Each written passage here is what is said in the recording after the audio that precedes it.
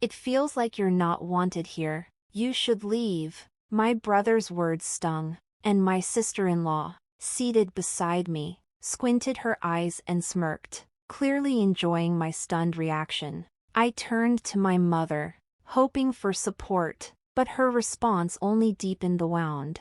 I think it's better for your brother and his wife to stay here, she said calmly. They went to a prestigious university and work at a top company. Linda, you're always at home. Her words crushed me. They didn't seem to recognize all the sacrifices I had made, helping financially and working tirelessly for our family. Though it hurt deeply, I managed to say, "Okay, I'll go, but don't ask me for help again." As I started packing my belongings, my sister-in-law watched with a smug smile and quipped, "Giving up so easily, Linda? Nobody knows who'll face harder times in the future." I ignored her sarcasm and focused on moving forward. My name is Linda, and I've built a successful online business. My journey here was unexpected. Back in university, I envisioned myself working a typical 9-to-5 job, but during my second year, my father's illness changed everything. He needed constant care, and though we hired caregivers, their hours were limited. My mother, not inclined toward caregiving, often neglected his needs, leaving me to step in. It pained me to see my father so vulnerable, and I worried about how he'd manage once I started working. Realizing I couldn't rely on my mother alone, I began researching ways to earn a living from home. Using my background in economics, I teamed up with friends skilled in management and technology. Together, we launched an online business. We rented an office for those who struggled to work from home or needed training, but I chose to stay home, working from my laptop so I could care for my father. One day, he asked, "Did you give up on a full-time job because of me? Or was it hard to find one after graduation?" His concern touched me. I explained how I had been running my business since college, allowing me to work from home while still achieving success. Hearing this, he smiled and said, "You've become such a responsible adult." Those words meant the world to me. I wasn't the only child, but the burden of responsibility seemed to fall solely on me. My older brother, Tom, had always been selfish. Despite excelling in school and graduating from a top university, after landing a high-paying job, he informed us he was starting a new life in the city and wouldn't be coming back home. He abruptly cut off contact, ignoring our calls and messages even as our father's health declined. What hurt the most was that my father had supported Tom through college and his early years of independence. Despite this, Tom never expressed gratitude or offered help. Years later, we unexpectedly heard from him. He called our mother, announcing he was getting married and asking for a wedding gift, $99,000. My mother relayed the news to my father and me. Looking uneasy because of our strained finances, she mostly spent her part-time income on personal luxuries and had little savings. To my shock, she supported Tom's request. "He's getting married," she said. "I want him to have a good life and maybe give us grandchildren. Isn't that what parents want?" My father, calm at first, grew furious. He hasn't spoken to us in years, and now he wants money? Linda stays home to care for me because you don't help enough. I've supported Tom all his life, and he's never shown any gratitude. How can you ask this of me? Their argument grew heated, and I listened from the next room, worried about my father's health. My mother had always favored Tom, showering him with praise while dismissing my efforts. It hurt deeply. Later that evening, after my mother left for dinner with friends, my father turned to me and said, "Linda, thank you for always being here for me." I smiled faintly and replied, "It's okay, Dad. I've known for a long time that Mom favors Tom." "I know I've asked a lot of you, Dad," I said, trying to hold back the tears. "I wish I could do more to help." "You've done so much already," my dad replied with a warm smile. "You've supported your education and always encouraged me. If it wasn't for you, I might not have started my online business. His words were comforting, but I couldn't shake the confusion over my mom's selfishness. She had such a caring father, but her behavior didn't reflect that. And my brother, who hadn't spoken to us in years, was now asking for a hefty wedding gift. It was hard to accept. But the worst was yet to come. One morning, I found my father motionless in his bed. I called an ambulance, but it was too late. He had passed away. At the funeral, many came to pay their respects, showing how much he was loved. Normally, my mother would have been in charge of the arrangements, but she was too busy. She handed everything over to me while staying glued to her phone, more concerned about that than mourning Dad. I was furious but focused on giving him a proper send-off.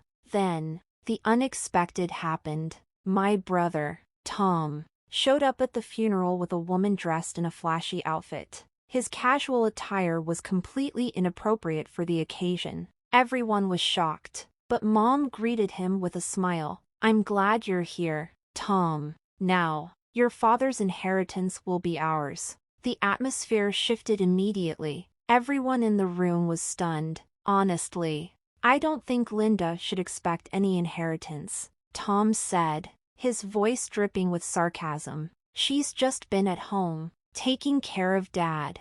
I was taken aback. Tom must have known the situation from Mom, but his words still stung. My contributions to the family had been overlooked. And Dad, who had once had a good job, had worked hard to support us all. Yet, here they were, talking about inheritance at his funeral.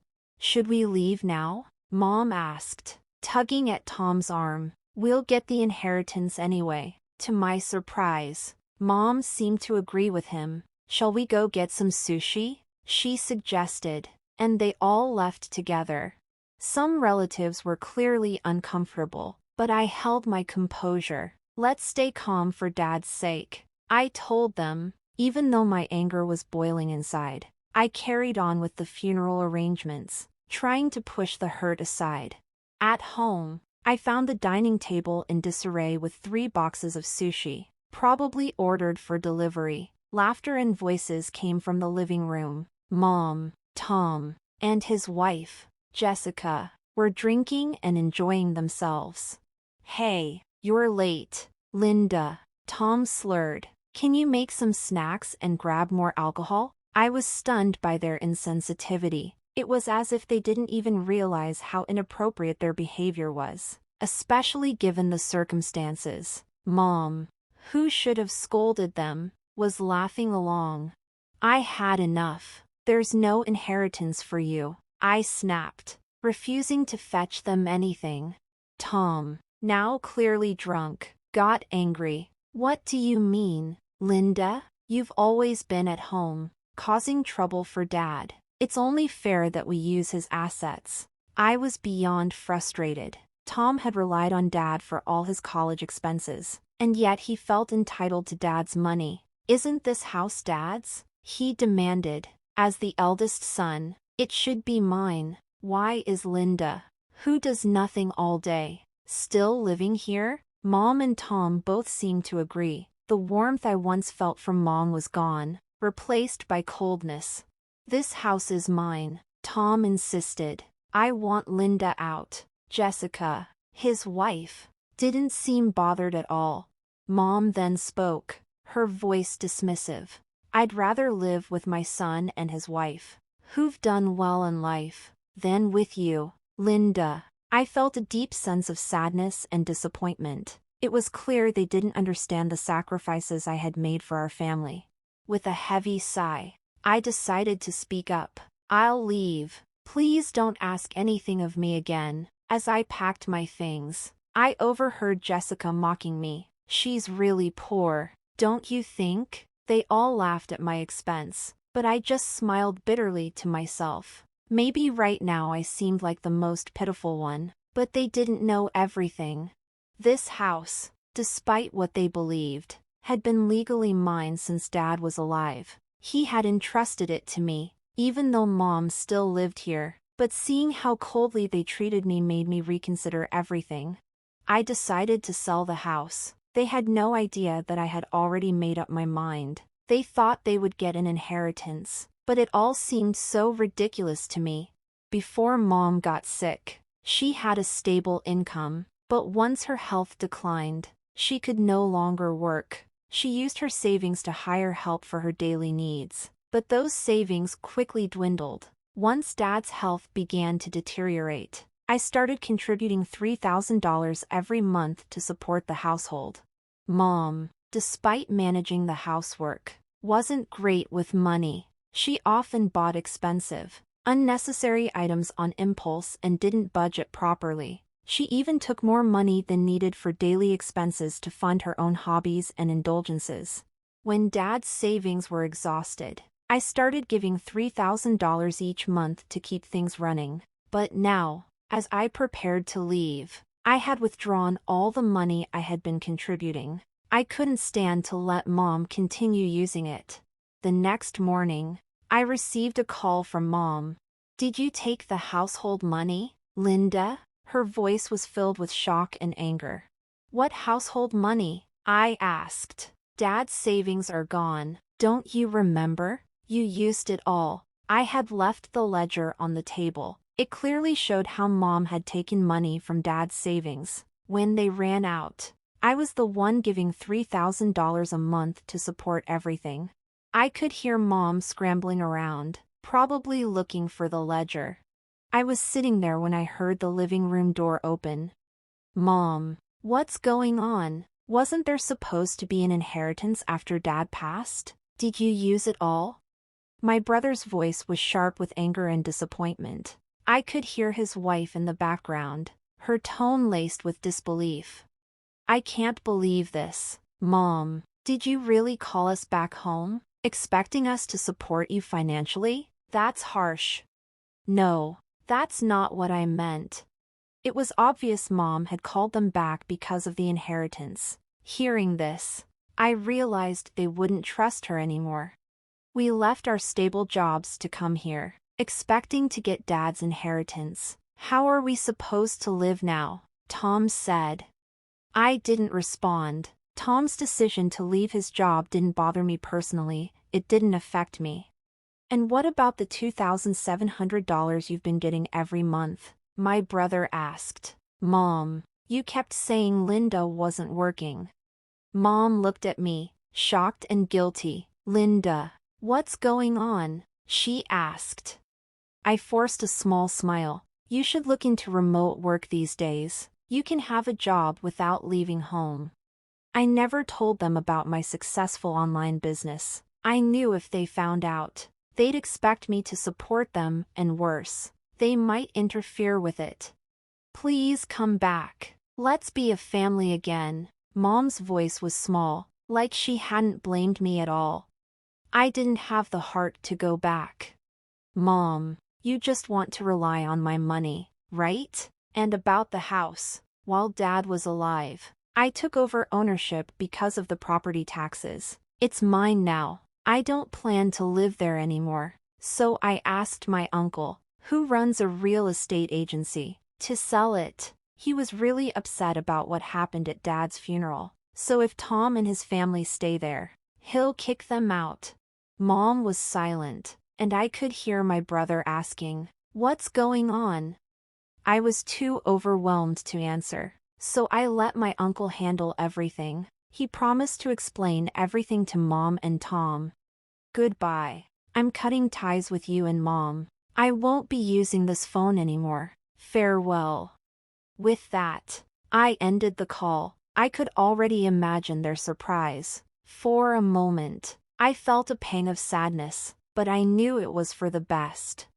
I had been planning to move abroad for years, a dream I'd never shared with anyone, not even Dad. I'd always wanted to live in a warm, tropical country with a diverse culture. When Mom and Tom asked me to leave the house after Dad died, it felt like the perfect opportunity to make my dream a reality. After I was evicted from the house, I immediately started packing and searching for a place abroad. I wanted somewhere quiet, near the beach, so I focused on finding the perfect spot. Now, I'm living in a short-term rental apartment near the city center, with good transportation links, perfect for my move abroad. While my mom, brother, and his wife were busy looking for a new place to live after the eviction, I settled into my new life. By the time I heard they were cramped in a small apartment, taking part-time jobs to get by, I was already adjusting to my new life abroad.